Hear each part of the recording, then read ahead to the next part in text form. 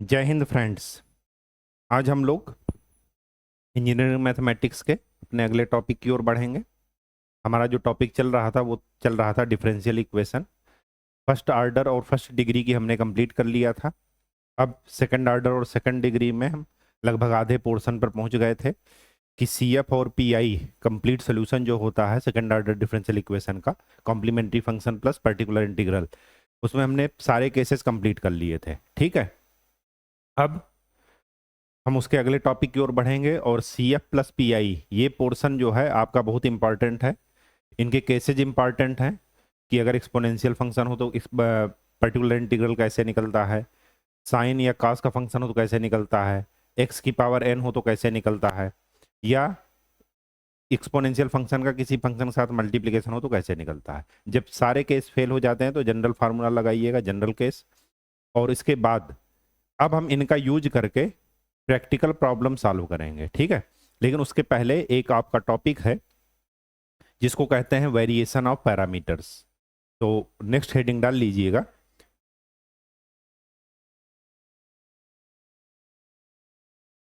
Method of variation of parameters.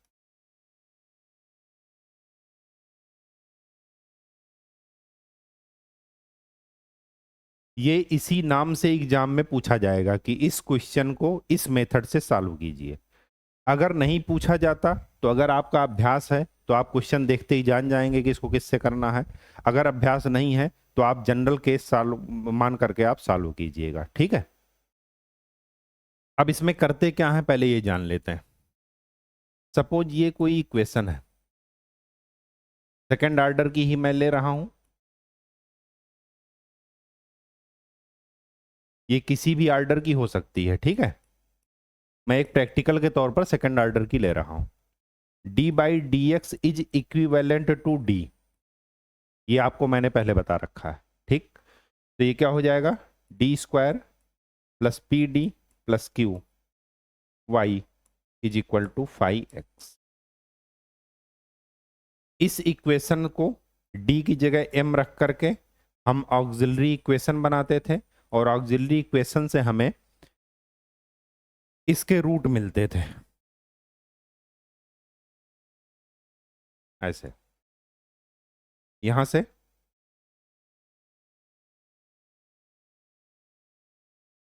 P M है और ये 1, ओ सॉरी क्यू।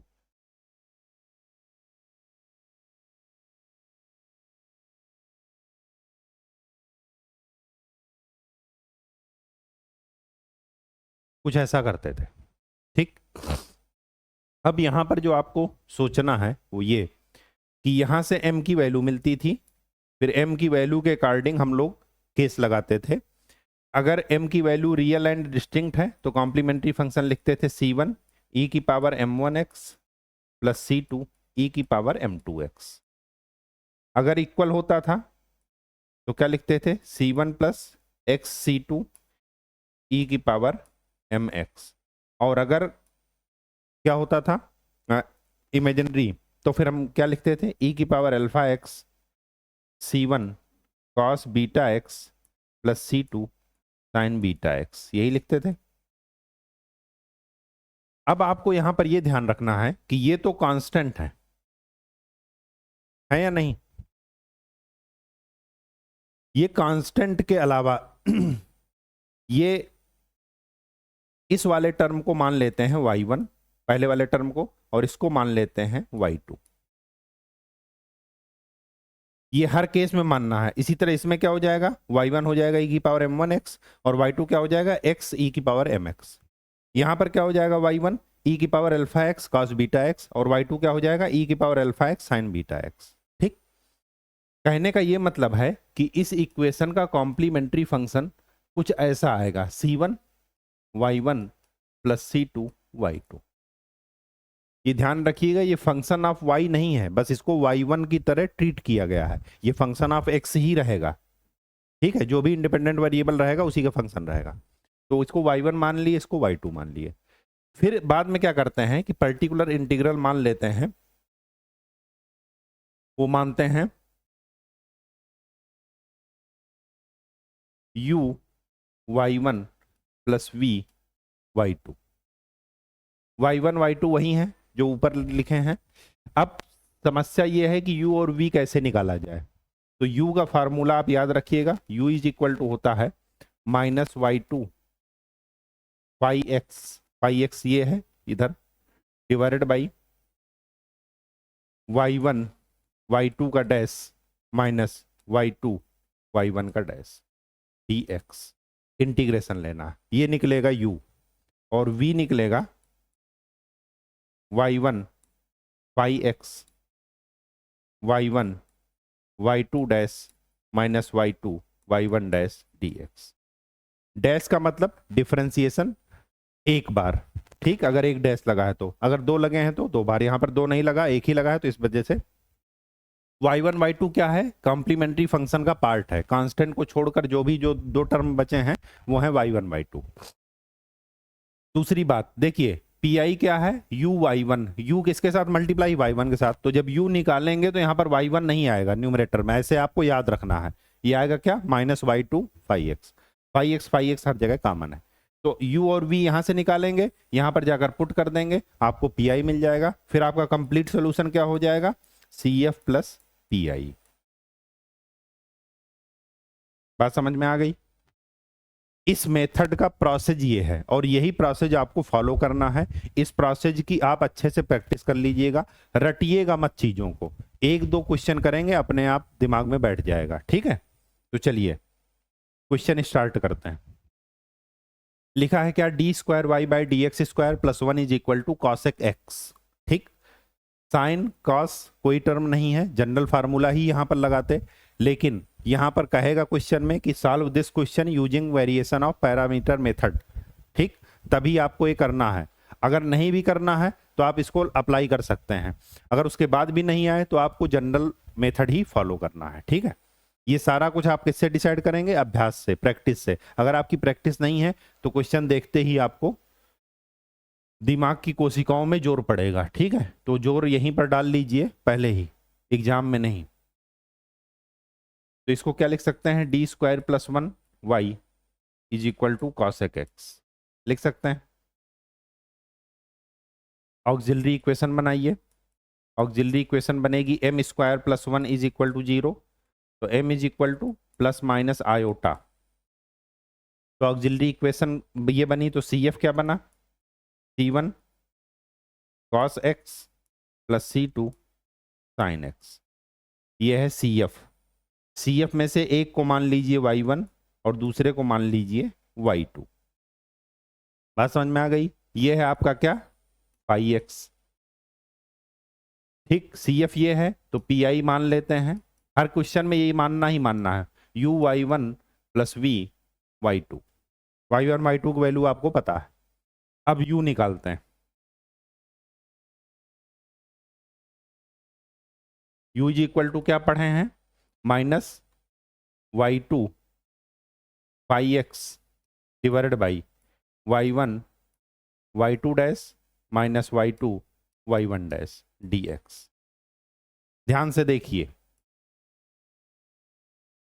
y2 की value sine x, phi x क्या है, cosec x divided by y1 y2 dash, y1 क्या है, कॉस एक्स, y2 डैश, इसका एक बार डिफरेंशिएशन करेंगे क्या आएगा, कॉस एक्स, माइनस y2 क्या है, साइन एक्स, y1 डैश, इसका एक बार डिफरेंशिएशन करेंगे कॉस एक्स का कितना आएगा, माइनस साइन एक्स dx। तो u इज इक्वल टू क्या मिला, माइनस साइन और cosec 1 divided by cos square x plus sign square x. तो ये क्या बन गया, माइनस dx, ये बन जाएगा 1 और इसका इंटीग्रेशन x। तो u की वैल्यू क्या आ गई, माइनस x। ठीक, अब v की वैल्यू निकालते हैं।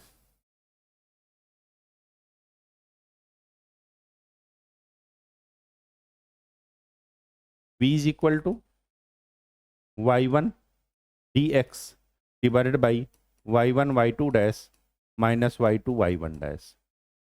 वाई वन की वैल्यू क्या है, कॉस एक्स, सॉरी यहाँ पर फाई एक्स भी रहेगा।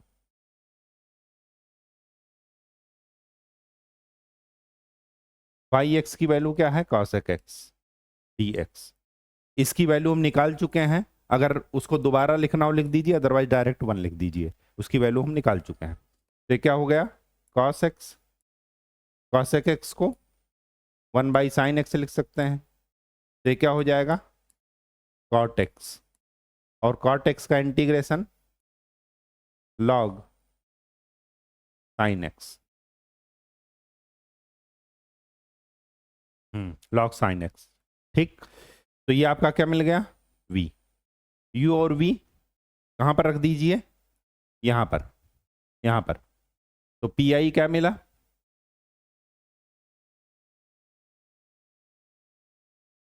P I is equal to u y one plus v y two. ठीक, तो u minus x, y one क्या है कॉस एक्स, प्लस v, पहले वाई टू लिख लेते हैं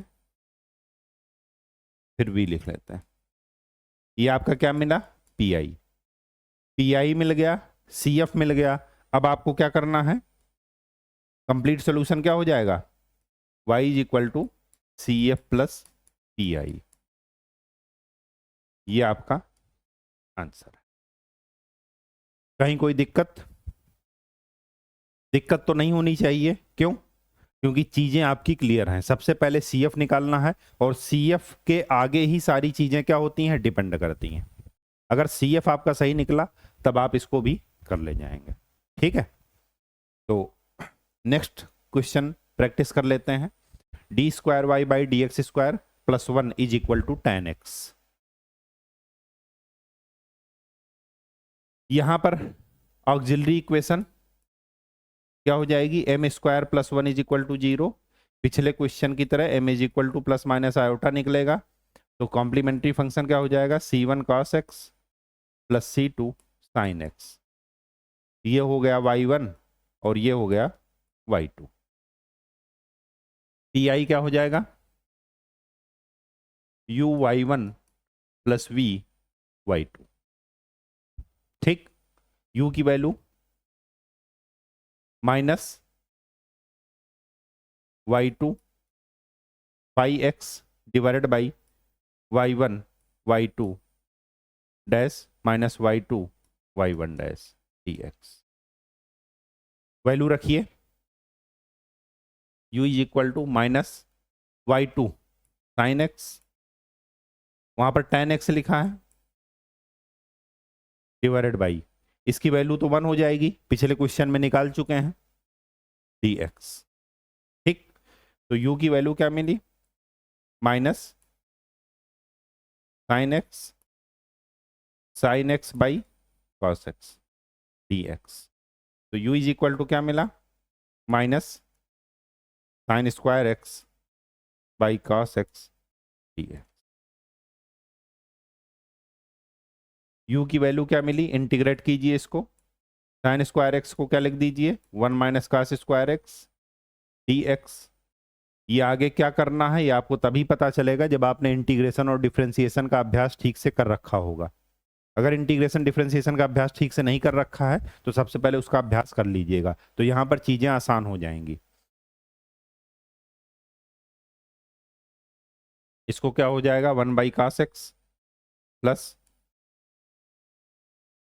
ये हो जाएगा कॉस एक्स डी एक्स। तो u is equal to minus sec x D x plus cos x का इंटीग्रेशन साइन एक्स। तो u इज इक्वल टू क्या मिला, सेक एक्स का integration log sec x plus tan x plus sine. ये आपको क्या मिल गया, u मिल गया। अब v निकालिए, v क्या था, y one pi x divided by y1 y2 का डैश माइनस y2 y1 का डैश dx। तो v इज इक्वल टू क्या मिला, y1 की वैल्यू क्या है cos x, फाई x क्या है tan x, इसकी वैल्यू है 1। तो ये क्या हो जाएगा cos x, ये हो जाएगा sin x by cos x dx। cos और cos कैंसिल, sin x का इंटीग्रेशन माइनस cos x, ये निकल गया क्या v। u और v आपको पता है, तो pi क्या हो जाएगा,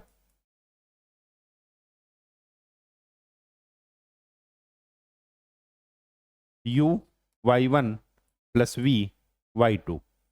u क्या है, y1 क्या है cos x, तो यहां पर cos x sin x minus log sec x plus tan x plus v, plus की जगह माइनस हो जाएगा, ये v लिखा है तो minus cos x sin x, multiply कीजिए cos x sin x, ये minus cos x sin x, ये हो जाएगा, तो ये हो जाएगा minus cos x log sec x plus tan x, ये हो गया पी।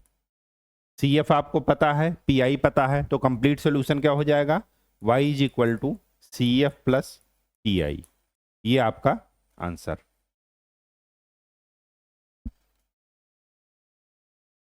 ठीक है, चीजें आसान तभी हैं जब आपको उसका मेथड पता हो और इंटीग्रेशन और डिफरेंशिएशन में आपकी पूरी कमांड हो। ठीक, नेक्स्ट, ये आपका लास्ट क्वेश्चन है।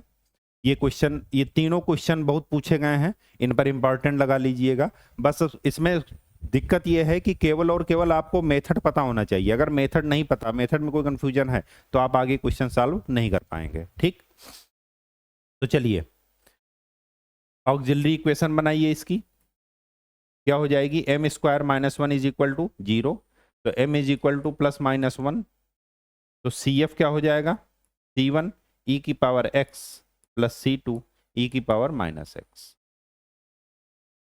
ये है y1 और इसको मान लेते हैं y2, कहीं कोई दिक्कत नहीं होनी चाहिए। ठीक है, चलिए pi क्या मानेंगे, u y1 plus v y2। ठीक, तो u क्या हो जाएगा, minus y2 pi x divided by y1 y2 dash minus y2 y1 dash dx।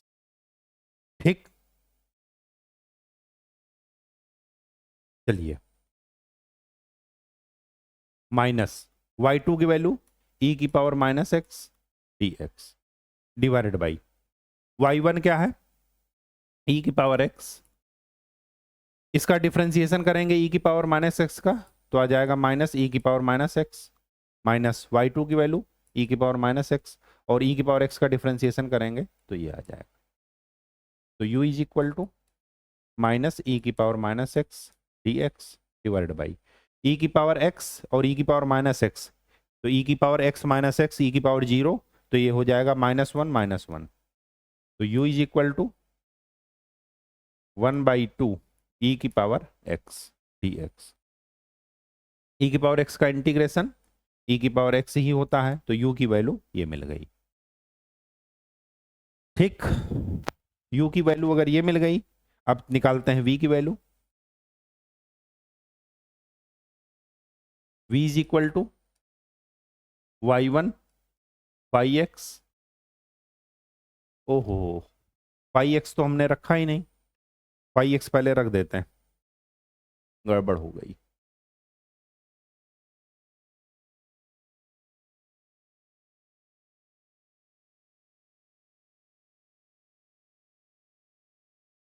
Pi x की वैल्यू क्या है, 2 डिवाइडेड बाई 1 प्लस ई की पावर x, ठीक है।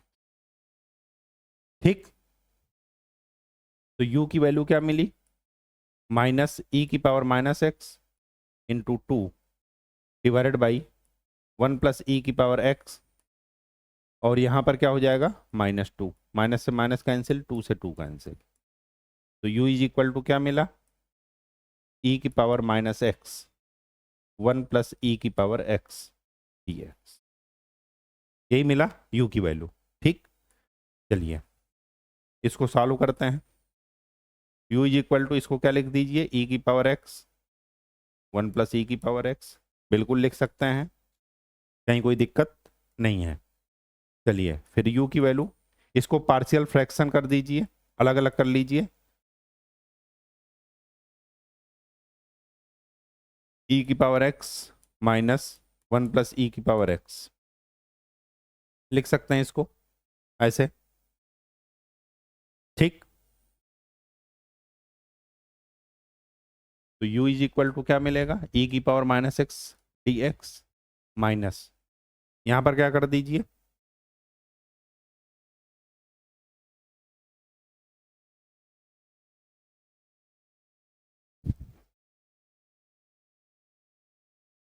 इसका इंटीग्रेशन e की power -x divided by -1 minus, इसका इंटीग्रेशन करना है, और इसका इंटीग्रेशन करने के लिए क्या करेंगे,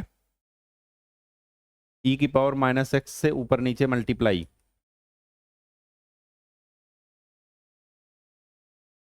अब क्या कर दीजिए, नीचे वाले को t मान लीजिए,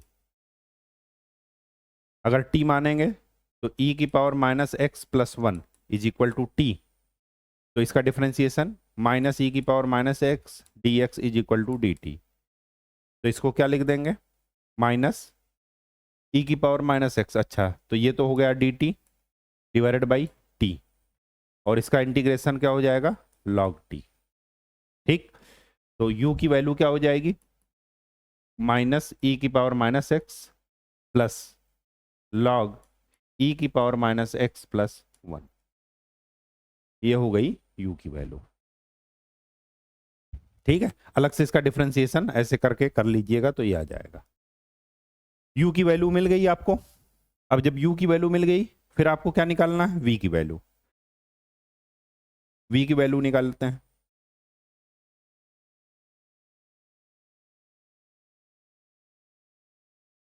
v इज इक्वल टू क्या था, y1 pi x dx divided by y1 y2 dash minus y2 y1 dash.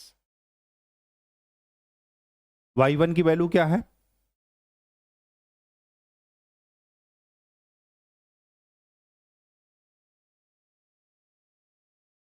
e की पावर x, और phi2 की वैल्यू क्या है, 2 1 प्लस e की पावर x। इसकी वैल्यू हम लोग निकाल चुके हैं, वो आती है -2, एक ही बार निकाल लीजिएगा, वही दो दूसरे में पुट कर दीजिएगा, अलग अलग सॉल्व करने की जरूरत नहीं है। तो ये क्या हो जाएगा, v is equal to minus e की power x divided by 1 plus e की पावर x dx। वही चीज यहां पर भी, नीचे वाले का डिफरेंशिएशन ऊपर लिखा है, तो 1 प्लस e की पावर x को क्या मान लीजिए, t, तो इसको डिफरेंशिएट कीजिए, तो e की power x dx is equal to क्या मिलेगा, dt, यहां पर पुट कर दीजिए तो क्या मिलेगा, dt डिवाइडेड बाई t, और इसका इंटीग्रेशन क्या होता है, log t, तो इसका इंटीग्रेशन क्या हो जाएगा, v की वैल्यू क्या हो जाएगी, माइनस log 1 प्लस e की पावर, v मिल गया, u मिल गया, pi क्या बन जाएगा,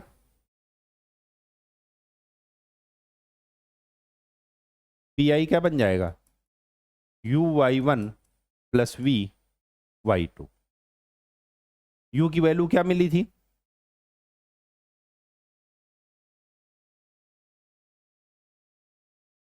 -e की पावर -x